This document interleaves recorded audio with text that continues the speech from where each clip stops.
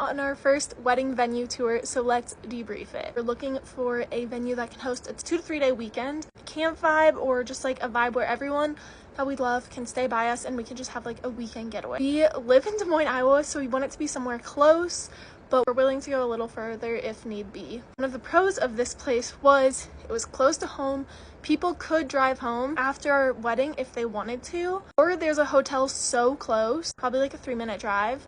But also the lodging was a huge pro. One thing that we really want is everyone to be together, especially all of our friends and our close family. So like this place had one lodge that held 50 people. It had like, I think like 6 separate dorm rooms in this place, and it was so nice. It was air conditioning, which is a huge pro. We were thinking if we did pick this place, like all of our friends could stay there, even if they're not in our wedding party, just like every friend we have, like, stay there. It would be so fun. And there were a whole bunch of other lodges, like other cabins that our family could stay in, and like our family friends and whoever wanted to stay there could stay in. Pricing wasn't terrible. I say this as this is only the first wedding venue I looked at, but I did reach out to one wedding venue and they said that it was, what did they say, 300,000 or something? I don't know. So this one was very, very reasonable compared to that, but also I haven't toured any other places. They had a 3-day package, so we could have it for 72 hours, which is so nice. The vibes were perfect. It had a lake, like a little private lake,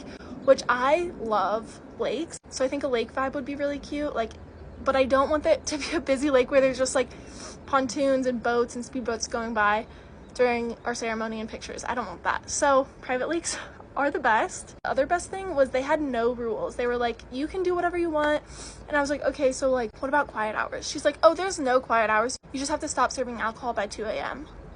That is so rare. That is so rare. The cons, first one is it is a nonprofit, so they have to have volunteers to come and like pick up and like upkeep the landscaping. It's not very well taken care of, which like it's a camp vibe. I don't know if that's the most important thing. And the second con is where we would have the ceremony on the property and where we'd have the reception is like, I mean, for like young people it's not that far, but if you're wearing heels and for like grandparents it's like gravel. Like I just don't want them to have to walk, so we'd have to figure out something to get them there.